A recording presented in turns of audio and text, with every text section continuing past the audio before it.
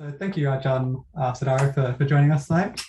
So Ajahn Sadaro is a Thai, a forest monk. He ordained in Thailand in the forest tradition in 2005 and practiced in Southeast Asia for many years. In 2015, he returned to Australia and now currently resides in the Buddhist Society of Victoria's Buddhaloka Vihara in Melbourne, which is where I believe you are right now. Surely. Today we're going to have a topic about the different kinds of craving. So Buddhism teaches us we should strive to be free from craving, Tanha in Pali, but what about our craving to develop ourselves towards enlightenment, to hold a moral standard, or to be a useful member of society? So we have the question, are there different kinds of craving? Some useful, some not so useful? And so Ajahn will lead us through to talk about the different kinds of craving we should develop and what kinds of craving we should abandon and how to know the difference between the two. And at the end of today, we might have some interactive Q&A at the end. So if you've got any questions that you want to ask, then feel free to keep them in mind to ask at the end. But now I'll hand over to Ajahn Sadaro to talk.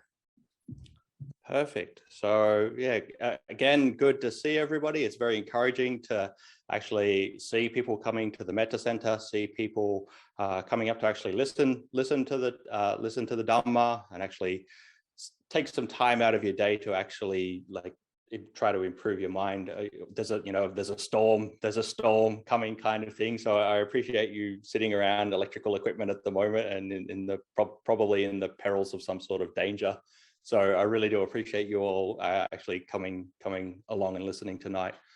So yeah, this is a topic that I've talked about in other places before, but I think it is a good one to, maybe some of you haven't heard any of my teachings before. So it is a good topic to actually cover for people that maybe they are newer to Buddhism, but even actually for people that are not so new to Buddhism. It's something that we can sometimes get a little bit confused about, or we can maybe develop some kind of erroneous views on this thing. So I think it's quite a good topic to go over. And really that question is that I get quite a lot from people is that should you actually get rid of all your desire? Because obviously most of us know Buddhism teaches us that the cause of any of our suffering is desire, or in Pali, what we call desire, we call that Tanha. And Buddhism teaches us that we should let go and be free of desire. And then when we become free of desire, then ultimately we become free of suffering. So some think that because suffering arises because of Tanha or desire, that we shouldn't desire absolutely anything at all, that all kinds of desire should be gotten rid of. But as you said in the intro, it's like, what about the kind of desire to develop yourself spiritually? What about the desire to develop in the Dhamma? What about the desire to practice meditation? What about the desire to be a decent, just be a generally decent person? What about the desire ultimately to actually gain enlightenment? So what I want to talk about tonight is that if we think that we actually need to get rid of all desires, in a way, what we're doing at that point in time is we're actually grasping the teachings wrongly, because the Buddha didn't only speak about Tanha, he also spoke about another concept called Chanda. And Chanda is also translated as desire, and it is another form of desire. But it more means like having a kind of drive or an intentionality or some kind of desire to act. So today, that's what I'll talk about. I'll talk about the differences between the two and why you should obviously try to abandon one of those kinds of desires, but you actually need to work pretty hard to develop the other kind. So just for anybody that maybe doesn't know, just to sort of clarify and define a few of these key terms, most of us know what Tanha is. It's a desire or craving that comes from your ignorance and delusion. most of us know that Tanha, it's a part of the second noble truth, that it's the cause of our suffering. So we can have different kinds of Tanha. It can be either like a physical or a mental kind of Tanha. So we have something called Gama Tanha, which is craving for some kind of sensual pleasures, Pawa Tanha, which is craving for existence, and Vipawa Tanha, which is craving for non-existence. And so most of us know, Tanha, this is the main thing we need to get rid of in our Dhamma practice if we are to, understand the second noble truth in its entirety and to move on to the third noble truth. We know this is the thing that we're trying to get rid of. But so what then exactly is Chanda, and how is it different anyway? So Chanda, it's often, again, as I said before, it's often translated as a desire to act, an intentionality, a will. So I like to think of Chanda in some kind of way and conceptualize it as some form of a motivation. And it's a kind of motivation that comes about through having wisdom and having intelligence, and which is why a lot of the times you see in the Buddhist texts that when the Buddha talks about Chanda, he calls it Kusala Chanda or Dhamma Chanda. But most of the time the Buddha just calls it Chanda. And the thing to remember that Chanda doesn't mean this exclusively but for now, just think of Chanda as more of a positive kind of thing. And the Buddha really did stress that it's absolutely fundamental to develop any progress on the Eightfold Path. It comes up in so many different places in the Buddhist texts. It's associated with what's called the four bases of spiritual power, which is Chanda, this desire, Virya, which is a kind of effort, Chitta, which is understanding conscious states, and Vimamsa, which is skill and analysis.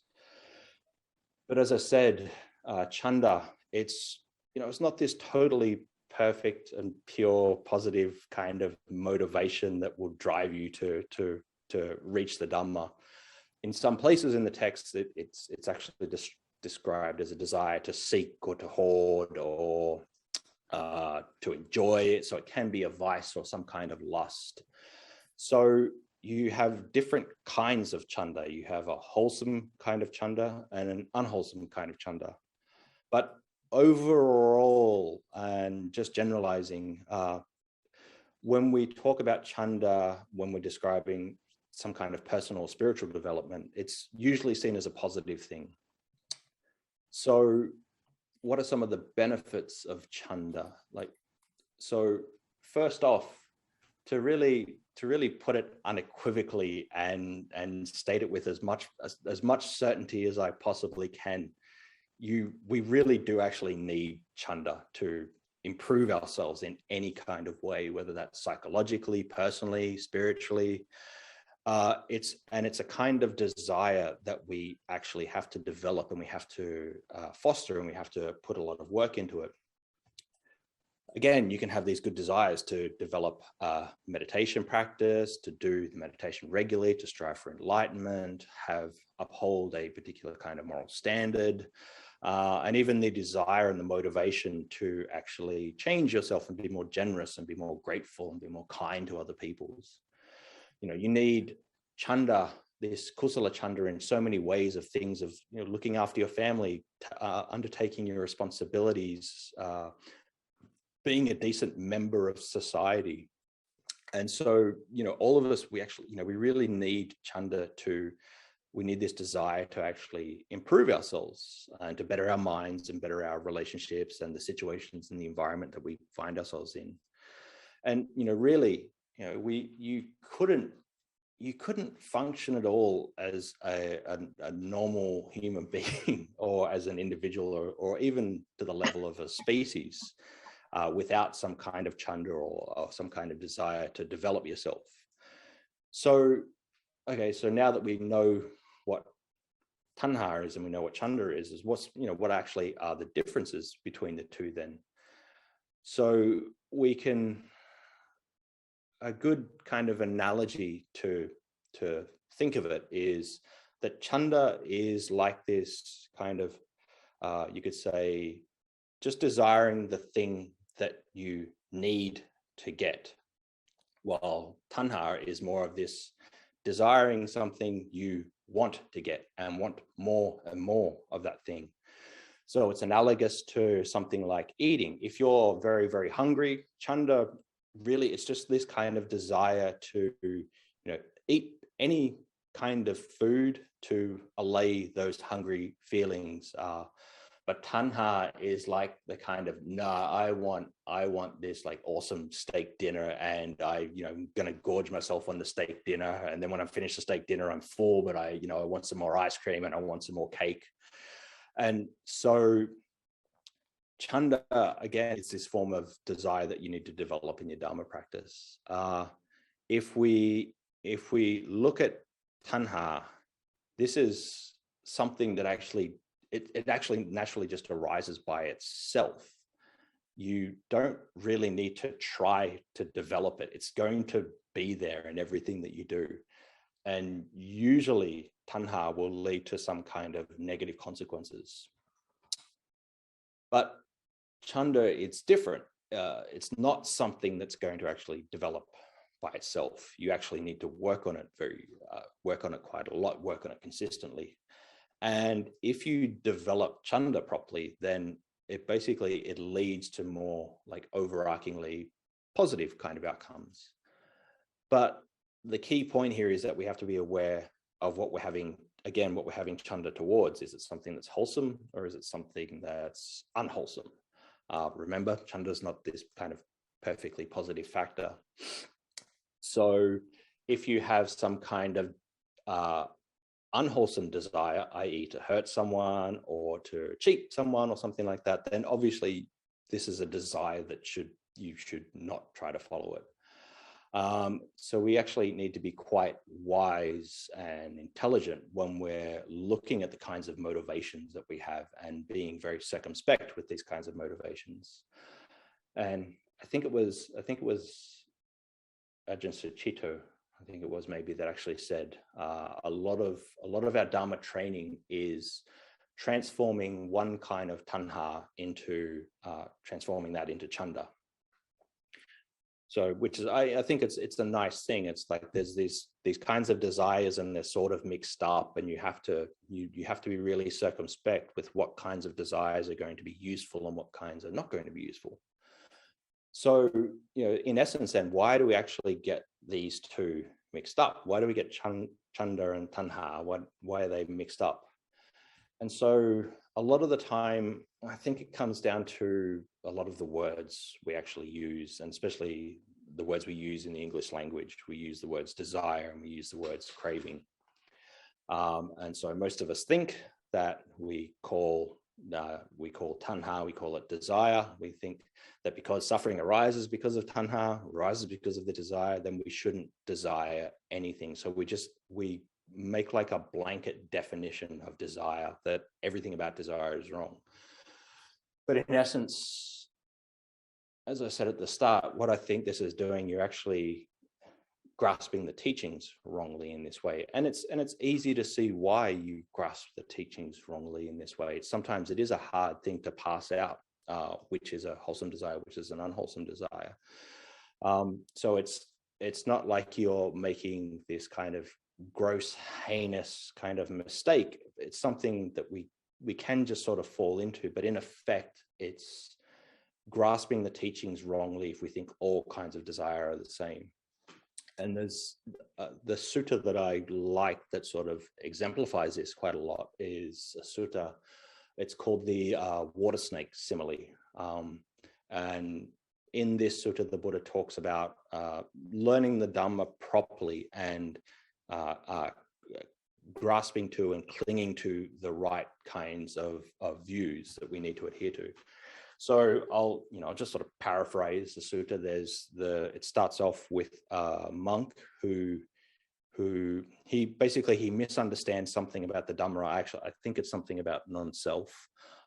He misunderstands something about it, and he basically, really starts to hold on to this view. He really starts to like double down on the whole thing, and the monks around him try to talk him out of it. But he's totally convinced that he's right. Monks couldn't talk him out of it, so the Buddha actually was called in to arbitrate and to make a decision on it. And when the Buddha talked to him, obviously cleared up his wrong view. And after the Buddha had cleared up this monk's wrong view, he told two parables. And one was the parable of the water snake, and the other was the parable of the raft. And again, I think most people would have heard this in some kind of form, whether through reading it in the suttas or even just sort of maybe hearing it in folklore. They're both pretty common, but they exemplify something about what I'm sort of talking about here. So the parable of the water snake goes something along the lines of, again, I'm going to paraphrase here. It's that something along the lines of, just imagine that a man is in need of a water snake. He has a use for a water snake, and he needs to find a water snake and needs to catch it to make use of that water snake. So imagine he goes into the forest and he actually finds this water snake, and he goes to catch it, but he doesn't grasp the water snake properly. He maybe grasps it by the tail. The Buddha then asks, what do you think happens then? And, it doesn't take a genius to realize that the snake is going to spin around and bite you. So it's actually going to be quite dangerous for you. And so the Buddha said that this is grasping, obviously it's grasping the water snake wrongly. And so this man can't use the water snake. But just imagine a man goes into the forest, needs a snake, finds the snake, but he actually grasps it correctly. And when a person grasps this water snake correctly, then he's able to actually use the snake for whatever he needs to. Even though that snake might be dangerous or whatever it is, he can still control it and he can still use it. So in this way, there's something nice about that gets to what I'm talking about here of grasping the difference between Tanha and Chanda wrong. If we grasp this concept of desire and Tanha and Chanda, if we grasp it in the wrong way, it actually can be dangerous. If you grasp the wrong kinds of desire and you foster the wrong kinds of desire, then that actually can be quite worrying for it. But if you do grasp this aspect of desire in the right way, it's actually something that you can use quite a lot. And so the Buddha went on to talk about the parable of the raft. And again, most of you probably would have heard this in some manner, but it's such a good teaching, and it's such a but it's also a teaching that does get maybe misinterpreted, and people extrapolate a kind of meaning from it that maybe is sort of a little bit beyond what the sutta is trying to say. So, again, just for anybody that maybe hasn't heard it, is that, just imagine that there's some man that's on a journey, and he's on this long journey and he has to continue traveling on this road. Just imagine he gets to a great big great big running river. Obviously, we're seeing a lot of great big running rivers now, so I'm sure you can like picture that in your mind. So just imagine this man has like got to Lismore. He needs to get, the guy totally needs to get through Lismore, but there's no real safe way through. There's no bridge, there's no roads, there's no ferry, there's no nothing like that. But this person knows that he has to cross across this river. So what does this person do? Knowing that he has to get across, he has this desire that he needs to get across. So he gathers up lots of sticks and reeds and logs and all these kinds of things and puts them all together, and he fashions them into a raft. And once he's fashioned these things into a raft, he puts the raft out into the river. And again, this river is very dangerous. It's running quite dangerously, running quite fast. But through putting forth some kind of effort, this person gets across to the other shore. And once across to the other shore, this man gets off the raft. And this is where the parable sort of gets interesting in some way. The Buddha asks a question, and it's like, well, this man has now used the raft. again, I'm paraphrasing, the Buddha said something like, what do you think, monks? This man, now having used the raft, is it appropriate for this man to pick this raft up and to carry it on his shoulder, thinking, this was a great raft. I should take this with me wherever I go. And obviously the monks said, no, this is not the right thing to do. And the Buddha asked, well, what is the most appropriate thing to do? And they all say to let the raft go. And the important part about that is at the end, and this is something that I will read from. It's a pretty important point. The Buddha actually said at the end of that, he said, in the same way, monks, I have taught the Dhamma compared to the raft for the purpose of crossing over, not for the purpose of holding on to.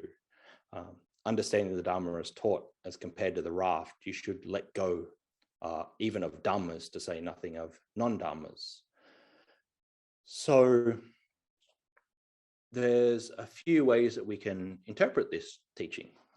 We can interpret it in the way that there's pretty clearly stated of what the Buddha said there, is that we don't really actually need to hold on to the teachings, and that they're there for us to cross over the shore, and they're something that they can be let go of. And so the question comes about here is like, well, is the Buddha saying that once you're enlightened, you can actually let all these go, all these teachings go, you can let everything go, you don't have to abide by the Dhamma anymore? And to be fair, in a way, that is what the Buddha is speaking about. That's how the sutta is mainly interpreted, and that's in essence what the Buddha says. So this is a good interpretation, but I think it actually brings about these different aspects of people. This is where people can actually start to misunderstand. They think that because the Buddha said that you should let everything go, you should let the Dhamma go, that you shouldn't strive or you shouldn't desire anything. People think that we shouldn't desire anything, desire to practice, desire to do anything, that we should just be natural, and that we should just let everything go. And so we don't really need to hold on to any of these things. But there's a particular kind of caveat here that's really important that people forget about and they misunderstand, is that you shouldn't just let go of the Dhamma. You can only let go of the Dhamma when you've actually gotten across the stream, when you've actually reached some kind of enlightenment. And so most people that think I should let go of any kind of desire, I should let go of any kind of desire or the Dhamma in any way, they forget that they actually haven't really crossed over yet, then probably nowhere near. They might just sort of be starting. So when we look at these two parables together, the parable of the water snake and the parable of the raft, it's really pointing to this highlighting this sort of point in this story, is that we need the Dhamma is actually something that we need to grasp properly. If we want to use it in the correct way, we actually need to hold on to it properly. But if we grasp it in the Dhamma in the wrong way, then this actually can be detrimental to us. And again, I think there's a lot to be said there with desire. If we grasp it in the right way, we can use it. But if we grasp it in the wrong way, it's actually going to be some kind of detriment to us. And really, with the parable of the raft, it's it is like actually like so clear what it's pointing towards. You have to hold on to the raft properly to get across the river. And when you really have held onto it properly, and you have sort of had the motivation to realize that I need to get across this stream, this is something that I really, really need to do. It's dangerous for me on this side. And even though the river that I need to cross could be treacherous, I actually need to get across there. And the raft is the thing that you need to hold on to. The Dhamma is the thing that you need to hold on to. And the Dhamma is this thing that will actually get you across. So how do we develop this kind of desire in, or develop chanda in the right kind of way? So you really need to, the one thing I like to think about with the parable of the raft is that it's, we sort of think about the end of when he gets across and he, either leaves the raft or takes the raft with him, but we forget a lot about the first part of the story, that this person really needed to want to actually get across to the other side. And so they did all these different kinds of things, put together all the grass and the reeds, and they actually like got out into this treacherous river. And they had the desire to actually do that. And I think that's something that we should try to remember that we need to do. It's like we actually, to get to the place where we want to go in our Dhamma practice, we need to have this kind of desire and this effort to actually get there. But again, once you actually get across the other side of the river, then you can let both chanda and tanha go.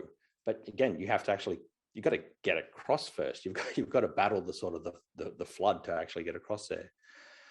Again, so we develop chanda for these kinds of wholesome attributes that we need, these wholesome kinds of motivations, such as developing the different factors of the Eightfold Path. So what a lot of our practice is turning some kind of form of desire into some kind of positive and wholesome form of chanda. And so, in essence, the main point here is, if we develop chanda in the right kind of way, this is going to be the thing that leads us towards abandoning tanha. So, maybe that's probably about as much as I've got to say on this subject. And just to sort of conclude and hit the main points of it, is we need to get this sort of out of our head that all desire is bad. Not all desire is bad in any way. There's a difference between tanha and there's a difference between chanda.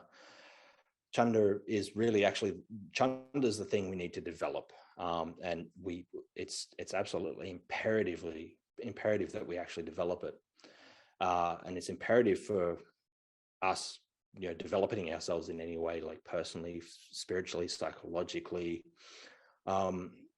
It really, having this wholesome kind of chanda, it is really the wellspring of leading a good life and leading an examined life, and not just for yourself, but for other people that are around you in the environment. And really what it is tanha is the thing that we need to abandon, not chanda.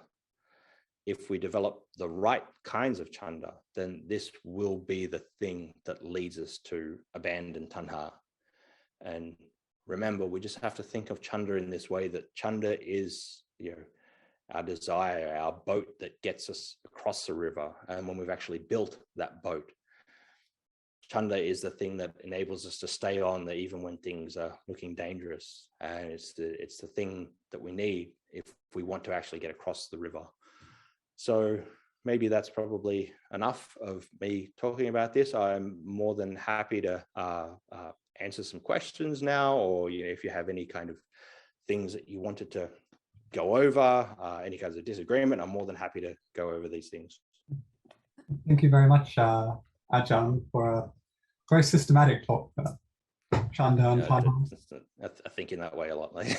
Yeah, analysis. Yeah, it's with how the Buddha thought. Why? Oh, nowhere near it. No. It's a very Indian style of analysis.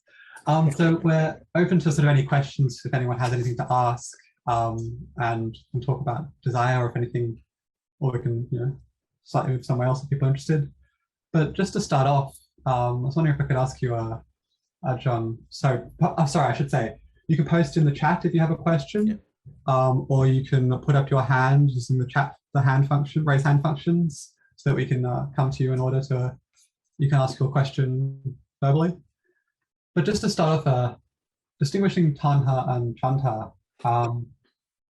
So you said at one point how a lot of Dhamma practice can be thought of as transforming tanha into chanda, so that they can sort of be from one to the other. And I was wondering if you could say more about how exactly to distinguish the qualities of Chanda and distinguish it from Tanha, and how to make sure you, and perhaps people have examples of where they're confused about the two.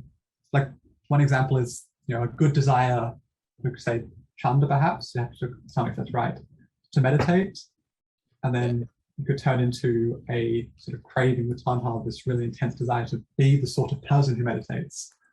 Or to be able to proudly say, I meditate this amount or something. Like, that seems unwholesome. So can you are there any qualities that we can sort of point to say, okay, that's Chanda, or how can we distinguish the good version of desire? Unfortunately, most of the time it's when you're beginning to practice, most of the time distinguishing the two, it's usually in retrospect.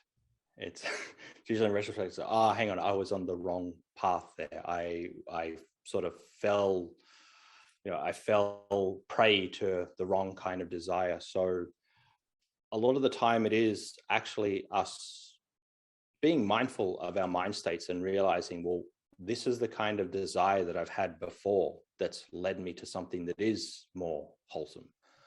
But this is the kind of desire that I've had before that has led me towards something that is more unwholesome and has led more to sort of negative consequences.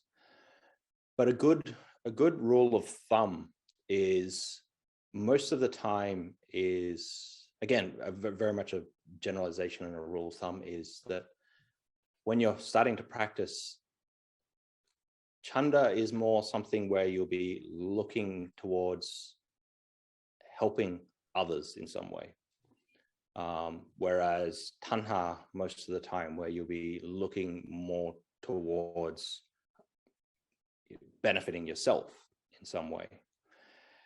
If it is in some way actually really, you could say, building up a lot of your own ego, and it's just benefiting yourself, then this usually is something that's more aligned with Tanha.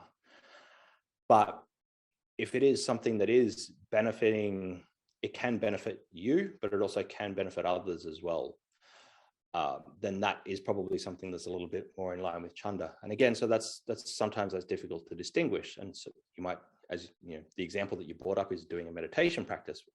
You would think most of the time this is just something that's benefiting myself. And while it does have a greater benefit to yourself, it is actually benefiting other people as well. You're learning to be a little bit more patient. You're learning to be a little bit more calm. You're learning to be a little bit more wise with your interactions. So it is hard to distinguish it, but a lot of the times, if we look at our lives and we sort of see the things that have taken us down the wrong track in some way, that's a really good indication of where we need to start. Yeah, thank you. It's sort of complex. You're saying we can do it in retrospect, sort of looking what was wholesome, like just a wholesome or unwholesome. So that's one way to do it. I'm very curious about, if you're in a meditation, you see a desire arise, is there a way to see? But this questions might actually come up in the questions we've got in the chat here. So we have Sean asking, well, where is a good place to start for transforming Tanha into Chanda? A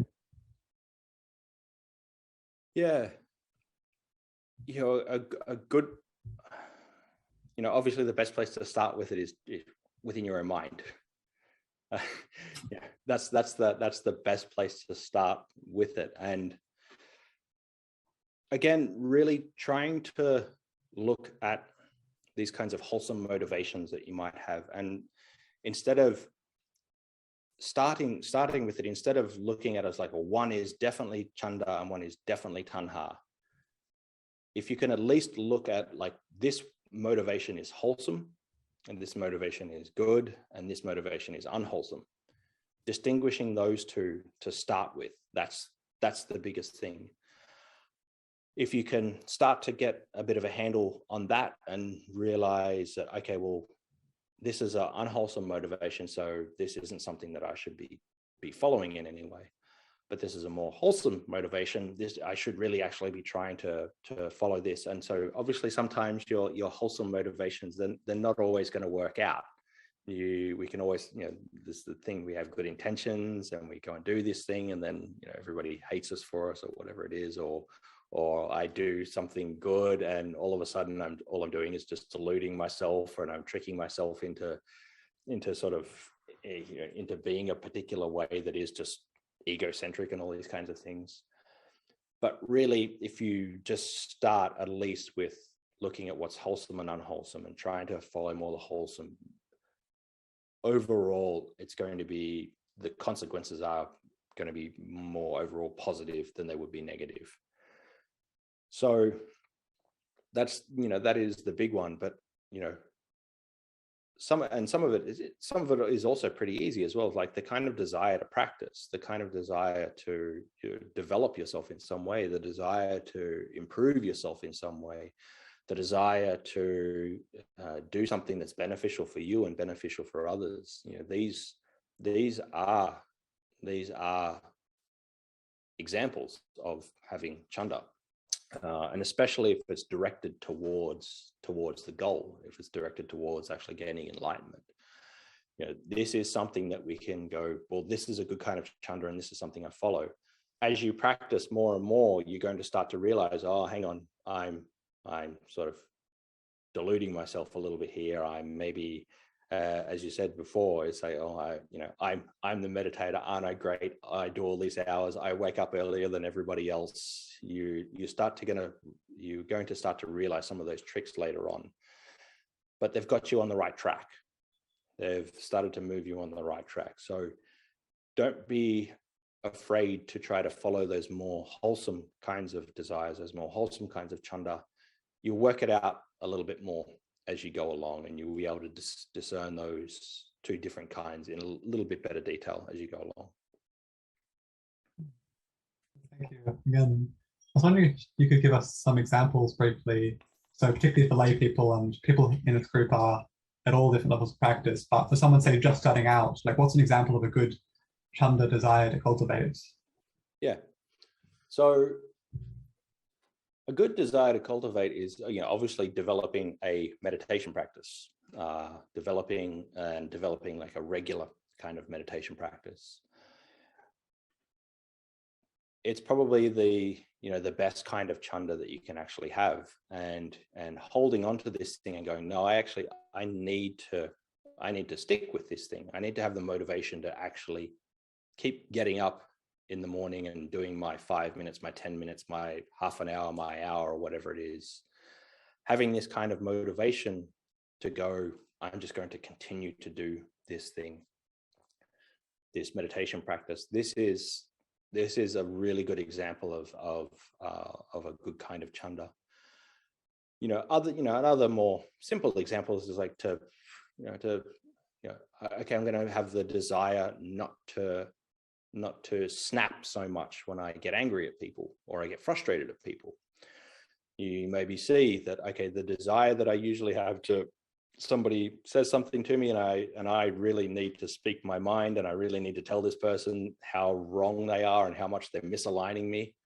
The desire to react with aggression in some way or react with frustration in some way, that would be more something that is an unwholesome kind of chanda or unwholesome kind of tanha. But the desire, the chanda, the motivation to go, well, no, I'm going to try to be a more patient and kind person. I'm going to have the desire to not be as reactive. I'm going to have the desire to bite my tongue when I need to. I'm going to have the desire to really work at trying to, understand my mind and not fall into its traps. These are the kinds of desires these are the kind of chanda that are good. And an important point, I didn't bring it up in the talk, but the important point to remember is that you're not always going to get these things right. The different kinds of motivations you have, you're not always going to get them right. It's, again, you have the motivation to be kind and generous and not as reactive, but all of a sudden somebody says something to you and you fly off the handle and you you say the nasty thing, and that, that's just sort of a par for the parcel, par for the course, sorry. So the other important part of chanda is starting it again, to realize when you've messed up the chanda, messed up your wholesome desire. It's like, well, I have to reestablish this again. I've screwed it up before, but okay, I have to do it again. So it is something that takes a long time to develop, and it is something that you will just get better at. You get better at actually developing it and actually getting back to it when you do fall off. So yeah, hopefully that answers the question. Yeah, thanks. That's useful. We have a question from Sophia, who says, "Thank you, Ajahn. I'm curious about A, how do we cultivate chanda, and B, how can we cultivate mindfulness to make sure it does not become a tanha, say an egoic desire for enlightenment, and get rid of our suffering?" That's an interesting question. The problem of an egoic desire for enlightenment. Yeah. I'd say, like, in the most like practical level, have the egoic desire for enlightenment first, and then like work it out later. Like just do it first. Like, be self-centered and egotistical of like, yeah, I'm going to strive for enlightenment, and like, to hell with everybody else. I'm going to be as egotistical as I possibly can in this manner. Do that first, because I know for myself, that's what I did at the start. It's like, I was awfully arrogant, awfully egotistical, and really did think I was it, and I was the one that was going to attain enlightenment as quicker than everybody else. So if I didn't have that, then I probably wouldn't be in the position that I am now, and I probably wouldn't be still practicing after all these years. So start off with it, for sure. Like, do it, and it is something that will start to drive you. But try to hold it as loosely as possible. Try to hold it in this terms of, okay, well, I'm doing this kind of practice, but the results of this practice, this is sort of something that is actually going to be out of my hands in some way. When I get enlightenment, this is something that I can't really control. All I can do is actually put in the good kinds of causes to get to that point. All I can do is put in the kinds of chanda that I think are the right manners of chanda, even though they might be egotistical and selfish and all these kinds of things. I'll just keep doing that until I can actually get to the point where I can discern it in some ways. If you just keep doing that, you'll start to understand it a little bit more later. So, and you will become a lot more clear of it. And so, in a way, like that desire, that egoic desire to enlightenment and to get rid of your suffering, in a way, that is a form of chanda. So while it might be tinged with some kind of tanha, it is a form of chanda. It mightn't be the most pure form of chanda, you could say, but it's still overarchingly a form of chanda. So again, this is something that we can use. This is something that, this is something that we can actually take hold of and actually drive us in the right direction. The thing with the water simile of the snake, we have to remember that, the water snake, it's dangerous. This thing is dangerous. However we grab it, we are sort of in some kind of danger. But if we grasp it, there's ways that we can grasp it that's a little bit better, and it's going to be less detrimental to us. But there's going to be other ways where we grasp it and it's going to hurt us a lot more.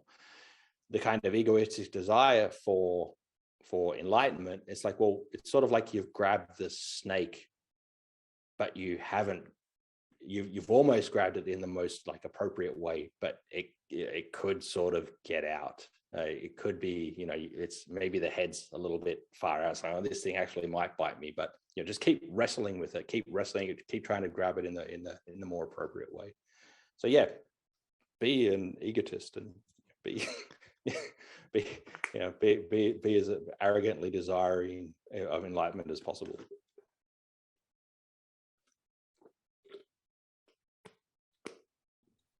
Well, thank you. And so again, if anyone has any questions they want to ask, you can just put them in the chat. I did on that point you were just saying about the egotistical desire for enlightenment.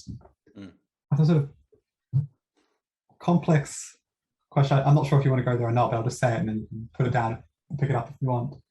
But do Mahayana teachings like say differently about like the egotistical desire for enlightenment? They say something like, you know, we should start without, like with say bodhicitta is, I don't know too much about it, but what you were just saying about the egotistical desire for enlightenment as a way to start, obviously it has good effects. It gets you to walk along the path, but I sort of wonder them, why do some Mahayana teachings talk about starting with a different goal? Are they cultivating a different sort of chanda? From my understanding, I guess, yeah, it probably is aimed at different kinds of qualities that you would want to develop in the mind.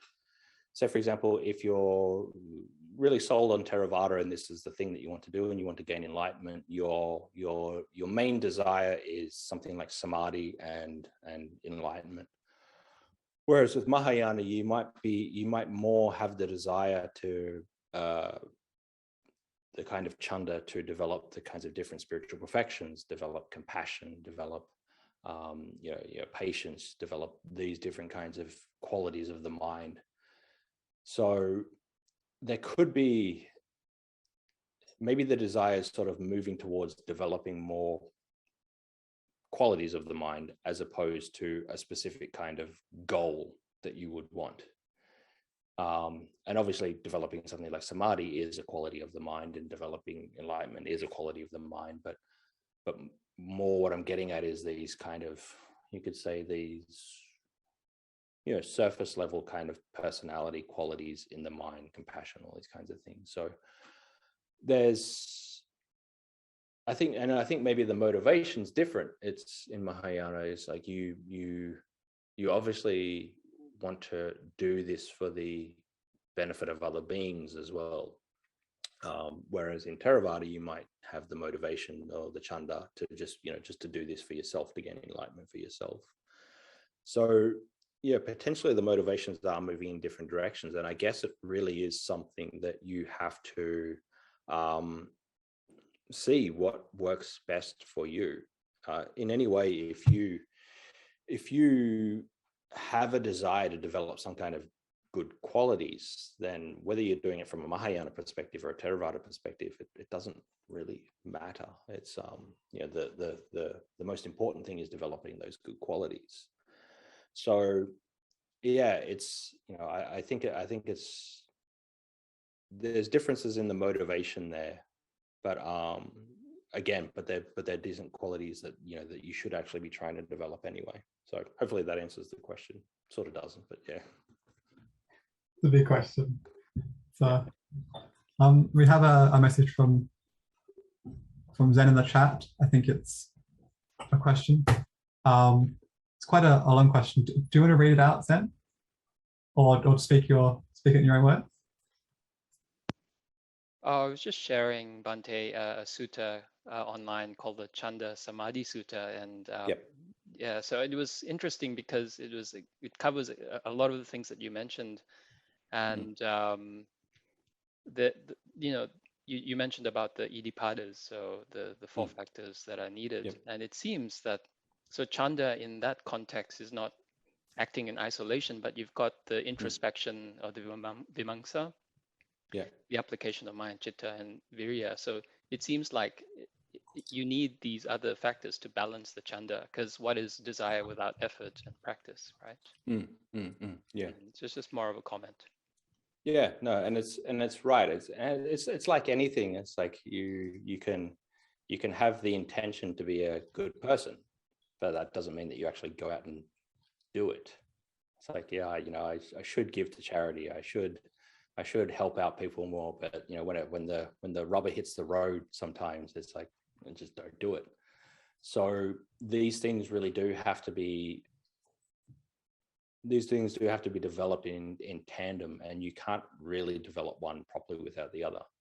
So it's a big, there's such a big overlap with chanda and virya, you know, effort and desire, and effort and motivation.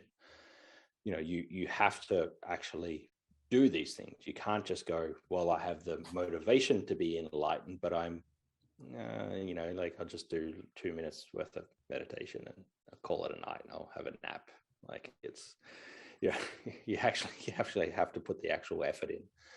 So yeah, these things, they are really tied up together, and it's so, and even something like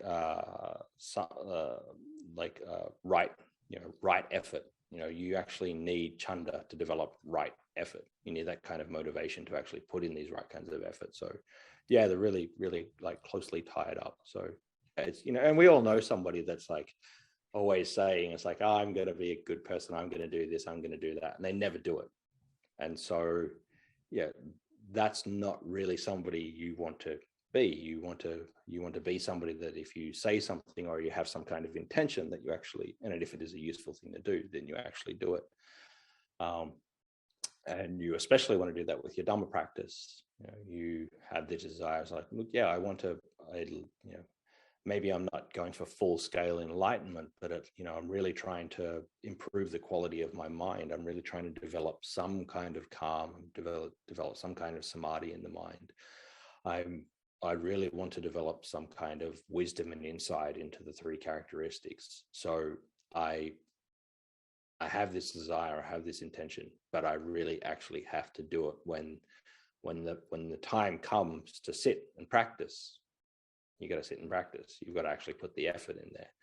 When the time comes that things are taken away from you, you have to, that's the times that you really have to put in the effort then of understanding that all things are impermanent and these things will dissipate in some way. So yeah, it's a good sutta, and it definitely sort of shows you need like a confluence of all these things. Thank you, Bhante. Thank you. Tina, I was going to conduct a bit more of a dialogue, I think. So yeah. Would you like to say some things? Yeah, thank you. Ajahn, that was fantastic. I just want to say thank you for the teachings. Very, very clear, and I love the analogies as well. And what I thought we may be able to do is just have a bit of a dialogue and have a bit of discussion, but also anyone else who would like to comment or add any questions, feel free to pop it into the chat as well. Ajahn, I'm just picking up on some things that have already been spoken about. So, for example, Sophia's question, which I also think was a great question. As spiritual practitioners, many of us in this group, we are Dhamma practitioners. I think it may be easier to distinguish between Tanha and Chanda in daily lives, in worldly matters. But when it comes to our Dhamma practice, sometimes the two can actually be quite difficult to distinguish and can also be quite subtle as well. So, for example, for many of us, we may have that sense of striving. I know sometimes when I go on retreat, I'm like, okay, I want to really put this effort in. I'm going to sit here and do this meditation, not move for an hour, have that atidana.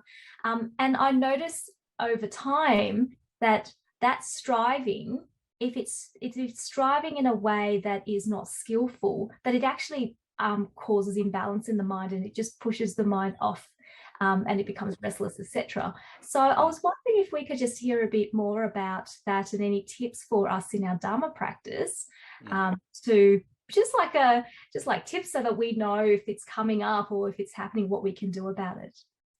Yeah, I guess, say for example, with your practice, if you are really like pushing it too hard, the biggest measure of that is that your mind is not going to be calm. So even though you think it's like, okay, I'm going to sit here for like 3 hours or whatever it is, and it's going to be calm. If it's not calm, this actually means that you're pushing too hard and you're pushing in the wrong direction. It's the it's the biggest kind of measuring stick that you actually have, is like, is this actually working? Yeah. Am I becoming calmer? Am I becoming, am I becoming more insightful? If it's not doing that, then you're pushing in the right way. Also, a big warning signal is if you're starting to feel anxious or worried about your practice in some way, that your practice has to be this way. There's that thought of like, okay, I have to sit here for an hour and I can't move. Those kinds of, or I have to sit here for an hour, and if I at least have to be in like samadhi for half an hour of that, and if that's not the way, then then I just become sort of stressed out kind of thing. So if you notice that you're falling into those kinds of, you could say, more negative and agitated mind states, then you just know you're pushing too much. And you have to pump the brakes a little bit then. And you have to, that's when you do have to pull back. But the trick is in like not pulling back too much. Middle way. Okay, cool. The middle way. It's like, cool. I need to be more relaxed with my practice. I'm just gonna I'm on a retreat, but the retreat's gonna be me like catching up on all my sleep. But the retreat's gonna be me like spending half an hour drinking a cup of tea or something. It's so you do have to temper it and know, well, when am I stressing myself out by trying to push myself too hard, but when am I also becoming too lax? And you'll know when you start to become lax, when you become dull. When you start to become there's a kind of apathy there towards the practice. It's not a kind of, I'm being very relaxed about the practice and I'm going to allow things to be what they are. It's this kind of like, I don't care what happens. So you have to be really careful of that too. And really, so much of your practice is learning to sit in that sweet spot. As I've been doing this for like 20 years or so, and I'm still like trying to do it. Like I still haven't perfected it. It's like I still have times where I push like way too hard and I'm trying to do something above and beyond my own capabilities. But then there's other times it's like I'm flat out just being lazy, and so it's something you just continue to work on and you continue to refine. Thank you. And that sweet spot you're talking about, I find that changes as well. So what may be a sweet spot this time and the amount of effort plus this time may be different another time, because the mind, the condition of the mind changes. Is that how it's like? For sure. And and what is one person's sweet spot is another person's like being slack, or it's another person's like, this is just insane, you're doing way too much. So I think one of the biggest thing is you use your own experience as an indicator, not somebody else's. If the person on the retreat next to you is sitting like for 2 hours and not moving, don't sort of go, well, that's what I need to be doing. Again, it's good to push yourself in some ways, but you don't want to be sort of like pushing yourself to the point of, I need to be doing it like that. A lot of our meditation practice is more going with the flow of how the mind actually is, and sort of, instead of trying to jam it and push it into some kind of way, is actually more guiding it and nudging it in particular kinds of ways. So if we can learn to do that, that's when we actually start to get into that nice rhythm of, I'm not pushing too hard, but I'm also not being too slack either. You're just sort of like nudging yourself back on course. Yes, great, thank you. And I see that there's a comment here from David. David, thank you for your comment, which is to remind us about the Soda Sutta, of course, and the Vihara. So that's a really beautiful sutta to remind us about that, not to pushing us too far one way or that way, not having the string too tight or too loose. I'd say, one thing I would say though, is like, if you are going to err on one side, like err on the side of too hard, Like, and then pull back. and then pull back. Like, don't Yeah. err on the side of I'm going to be too slack. Yeah.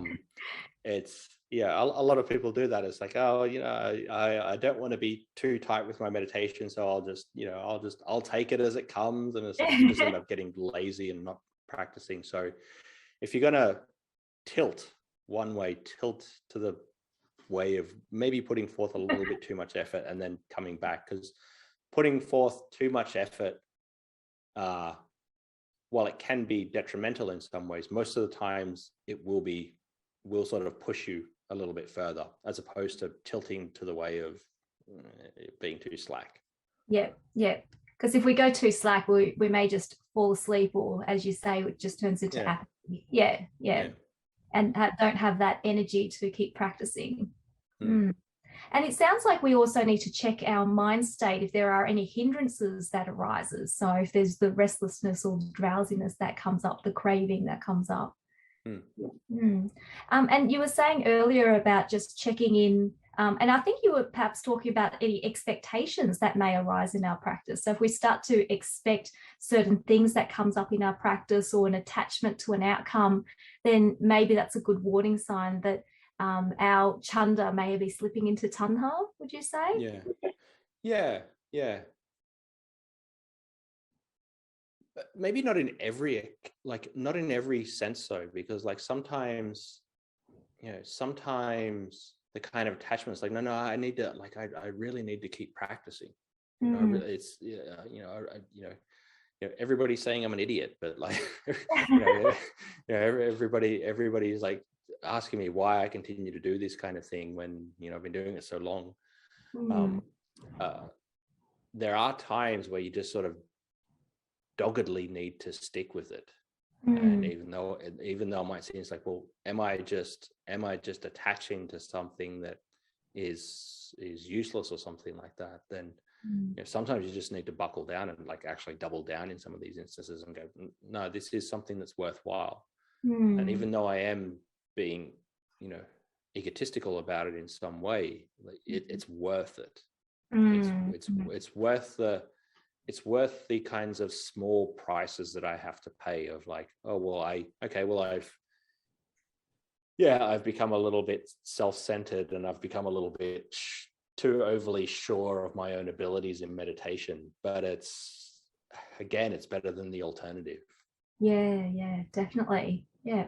And if tanha does arise, whether in our spiritual practice or even our worldly ways, then what are some ways that we can deal with that tanha, with the craving and attachment? It depends on the tanha. Like, it depends on the kind and what it's directed towards. We have to be circumspect and go, well, what are we having tanha towards? If it's say, for example, like kama tanha, which is desire for like sensual pleasures and things like that, then we need to do things that, in a way push against that kind of current when we're wanting different aspects of sensory pleasures or whatever. So, something that the monks will do quite a lot is, if we have that kind of tanha towards sensory pleasures, we'll start to think of and we'll start to contemplate and start to recollect on the dangers of sensory pleasures. We start to recollect on how, maybe some of these sensory things are, not as good as we think, i.e., like the chocolate cake. It's like, you think about the chocolate cake as like, it looks awesome, it looks delicious, it looks fantastic. But then you think, well, as soon as I stick this thing in my mouth, start to chew it up, it's not so great anymore. It's even worse when it's like, when I ingest it and when it goes through its whole process, it's like it's not as great as I think it is. So if you do these kinds of practices, this is something that pushes against your kama chanda. So if you look at, you really do have to look at the kind of tanha that you're having, and then try to sort of push against it in some way and try to find some different kinds of practices. If you're having the desire to, the desire to snap at somebody and abuse them or something, then you need to push against that, develop some metta and things like that. So really we want to try to realign ourselves in some way, as opposed to just going, well, I just need to stop this thing. This Gama Chantara is like rearing out of control, but I just need to stop it. Like, you need some kind of tool to stop it, and the tool is usually the antidote to that. Yeah. And so, for example, if it's anger, it could be metta. If it's sensual pleasures, could it be abstaining from it, having a break from it, so it loses its attachment and grasp on us? Is that what you mean? Potentially, but just on a very practical sense, like taking the sensual pleasures away from you doesn't work for a long period of time. It's like you still want them. You still want them. Yeah. So it's just going, I'm just not going to do this thing.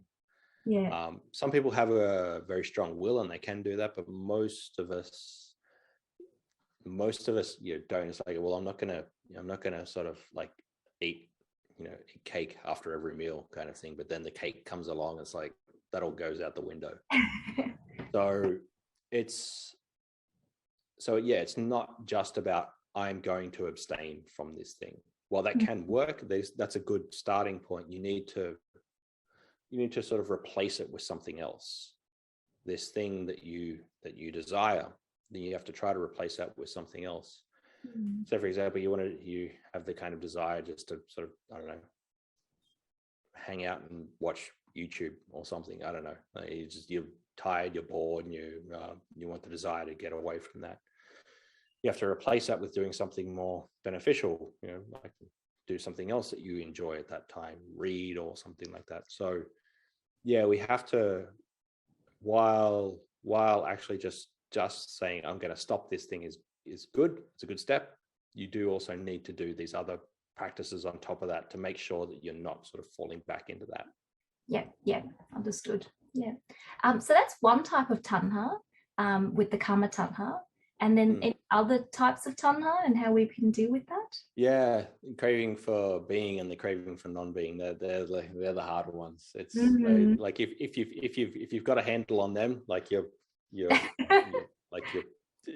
pretty set. Like it's you're pretty close to being enlightened. So you can look at the craving for being as in a way of,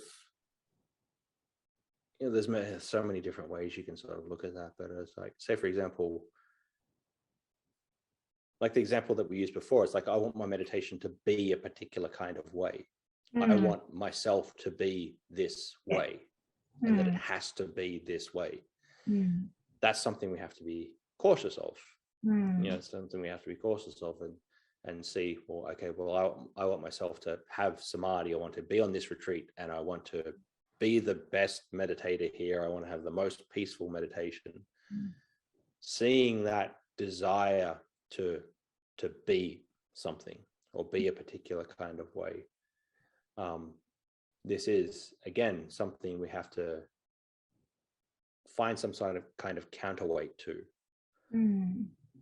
And we can do that through developing things like wisdom, developing aspects of looking at things as impermanent, looking at things as not self. If we can do this, this can balance out this kind of craving for being and becoming, because it's all impermanent, and at some point, I'm not really in control of it. These things are not self. So again, we have to try to find that kind of antidote to that kind of that aspect of being. And like it's difficult.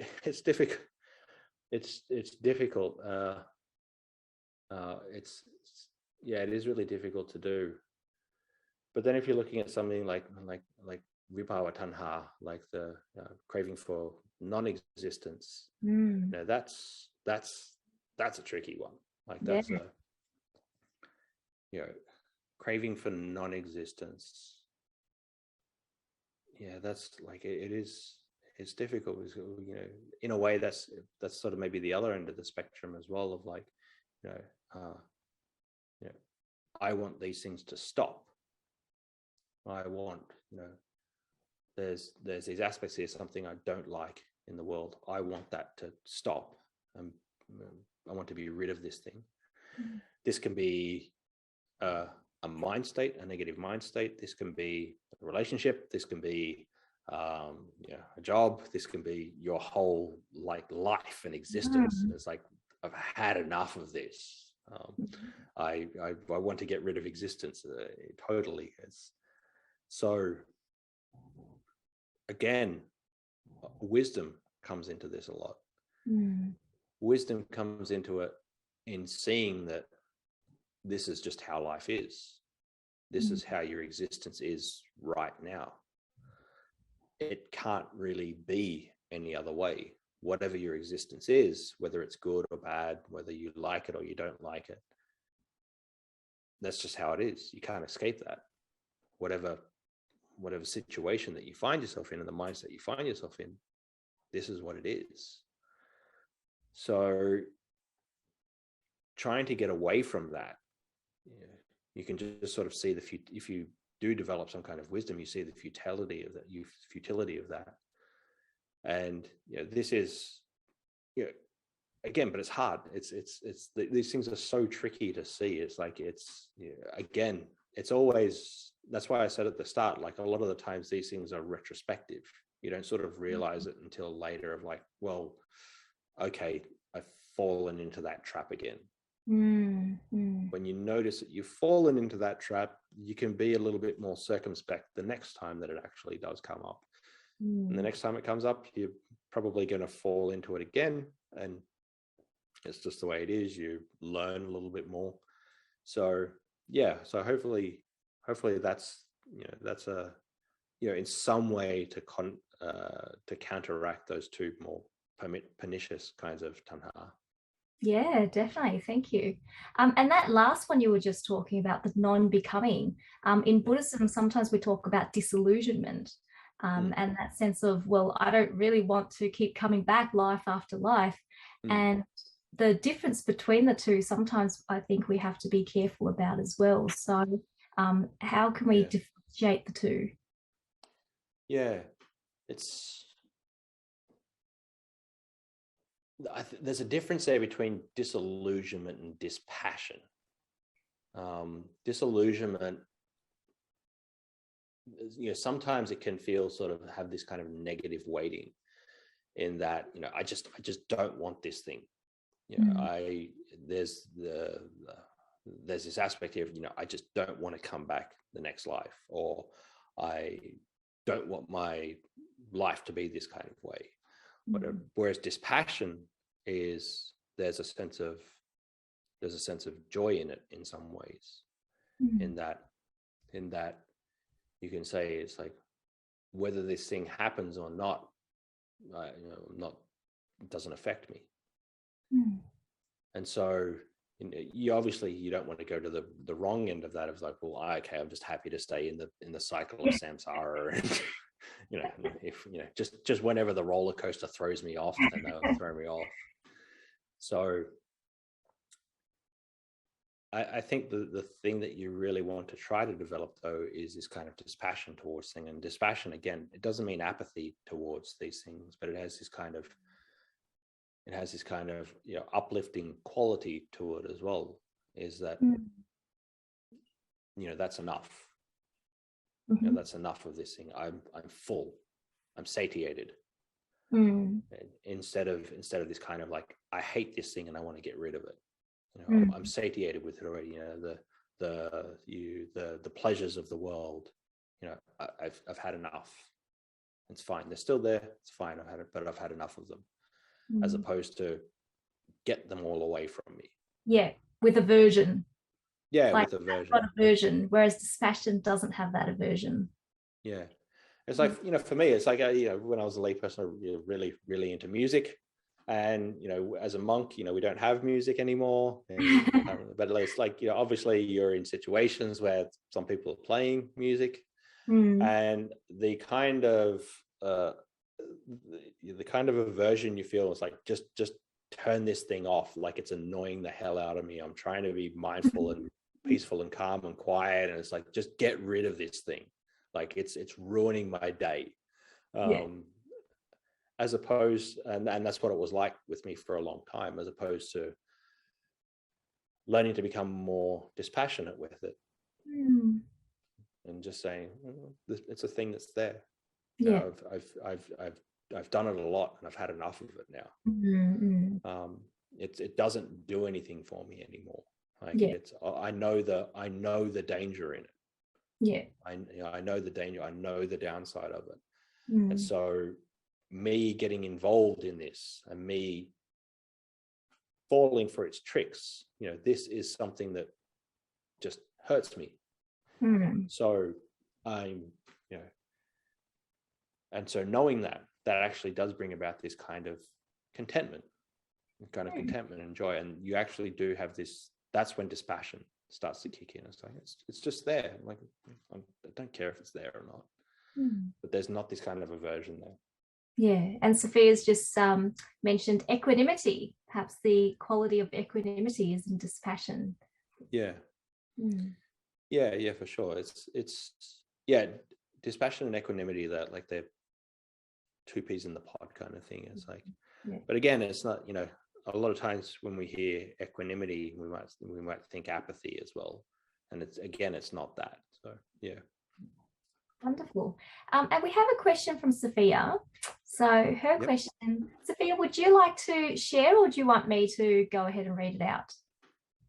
I can share that. Sorry, it's a really long paragraph. So I'm passing it to you, Sophia. So my question is about craving. So I feel like some of the cravings in my life is stronger than others. So for example, craving approval is much more deeply ingrained in my system because of interdependent or dependent origination. So how I was brought up and things like that. Say for like craving for chocolate, you often can observe it, even if it's quite late in the process, you can still see it. I want chocolate, and there's certain level of will that chanda maybe that you can apply to say, look, I'm not going to let myself do it, and then you can stop. Whereas for craving for approval, it's almost the contact reaction process is firstly very subtle, and secondly too familiar to you. It's hard to like even observe it, and by the time you're aware that it happens, you're quite deep into it, and by that time you're actually not even aware that it's here because you're so deep into it. And only after you're quite impacted by it, come out, when you're by yourself, you're meditating, you're like, holy crap, like, cow, like I was deep in that. And another challenge for me with dealing with this craving is it's hard to just abandon if you are constantly exposed to triggers. So say I'm with my family, it happens in a very subtle way, but say I'm going to work, like it's a stronger trigger, but it's also happens all the time. So yeah, I just was hoping for some tips in being able to deal with stronger cravings like that form. And you're right, some kinds of cravings are like they're more pernicious, they're harder for us to notice. We don't notice it until it's too late and we've sort of fallen into it. And others are just like, they're just normal things of like, I don't want to catch the bus today, or whatever it is. Like, you can see those things, and it's okay. It's pretty easy to get over, and that's just sort of the tapestry of life. That's how these things are. But the most important part of that is like to remember, like, not to beat yourself up so much about it if you have fallen into it. Like we all do. We all still have avidya. We all still have ignorance. Our biggest blind spots are our own. Our biggest, we can always see these problems in everybody else, but it's almost impossible to see them in yourself. So the big thing is just don't beat yourself up so much when you do become beholden to it, and you've been like pulled along with it. Again, it's this kind of retrospective. Oh, okay, I went and saw my family and I was really craving attention or whatever it was, or approval or whatever it was, and I really, really needed it. And like, look how I feel now. Like, okay, this doesn't feel good. And so again, just learning from that. This is what happens when I fall beholden to this craving. I don't feel good after it. But again, you don't beat yourself up about it, like, I should never do this again. You just have to realize that this is sort of a part of the kind of triggers that you have. And this is sort of hardwired into you. And if you can sort of learn to just notice these things more, you can at least start to begin to go, well, okay, if I put myself in this situation, then this thing is going to come up. So say, for example, you go home, the wanting approval. It's like, okay, I know I'm going home. I know I'm going to be talking to my mom, and I know and I know she's going to say this to me, and I'm going to try to react in this way. So if you can try to be mindful before you go into this and go, oh, I'll try to look for it in this situation because I know it's happened in this situation before. Try to be a little bit mindful of it, and try to see it coming up. And when it does come up, again, it's most of the time it's just going to overtake you. Most of the time you're going to fall into the same, you're going to kick your toe on the same pieces of furniture every time.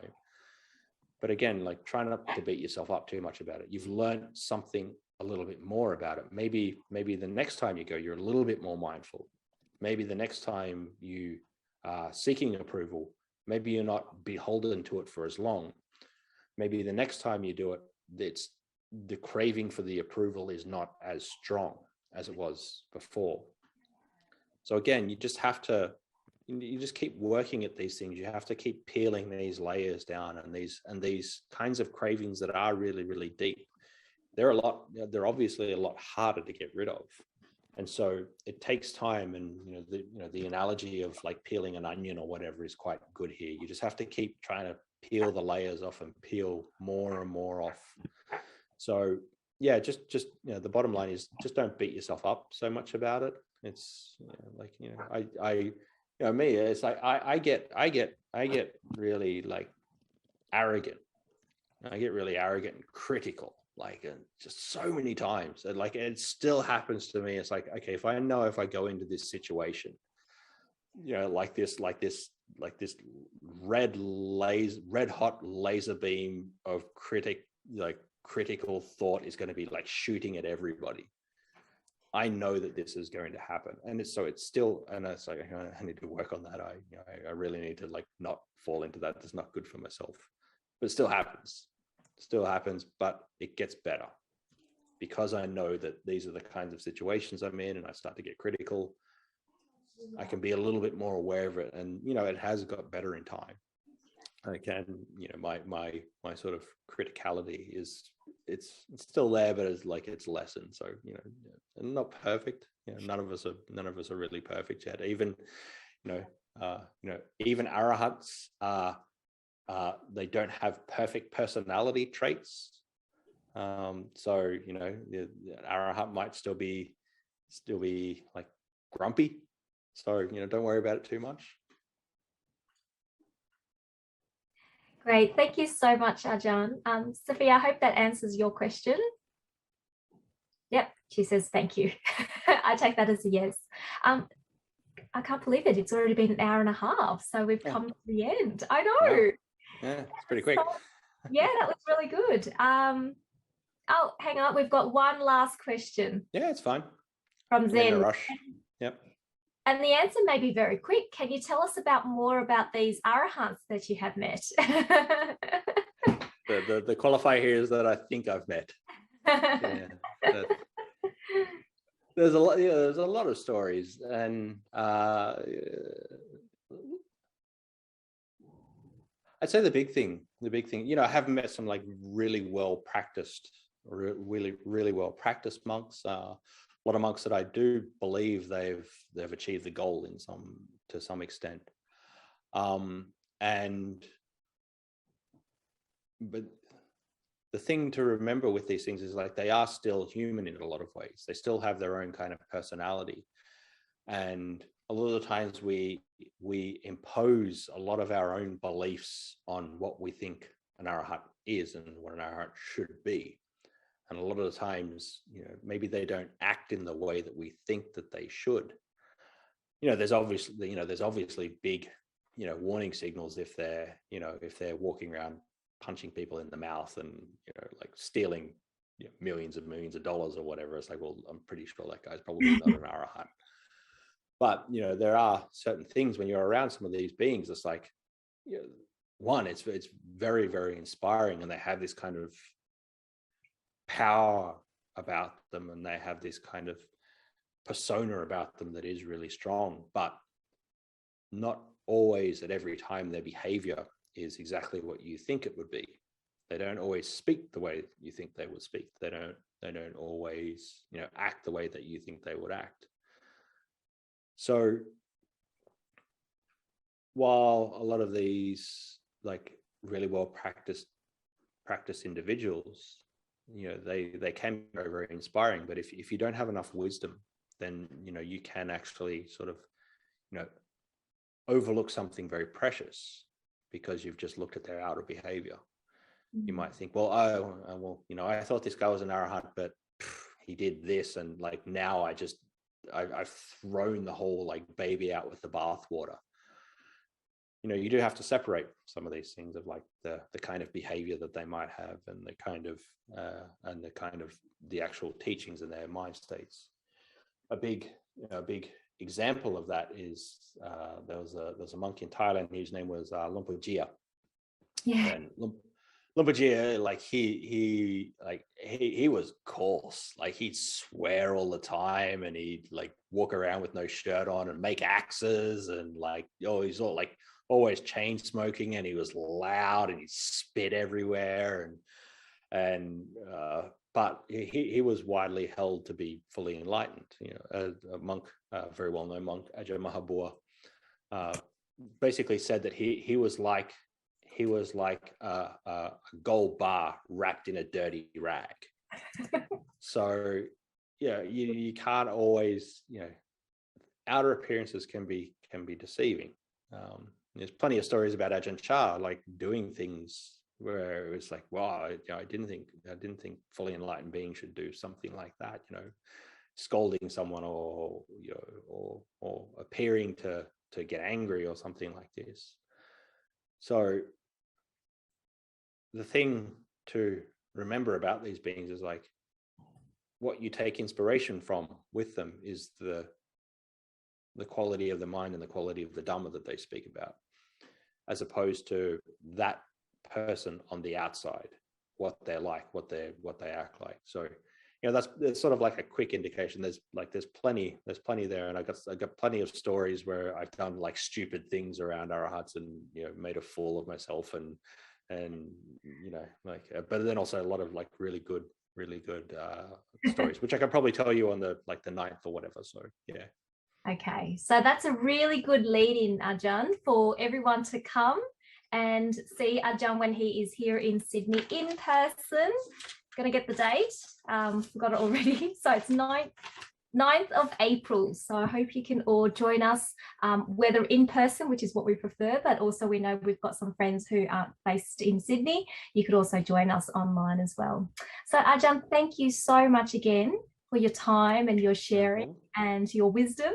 Learned a lot from today, and I hope you enjoyed the conversation with us as well, and also your patience to answer all our questions as well.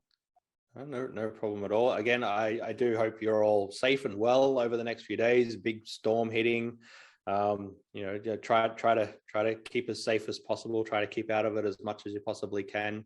And it's really inspiring to actually see people that are practicing the Dhamma.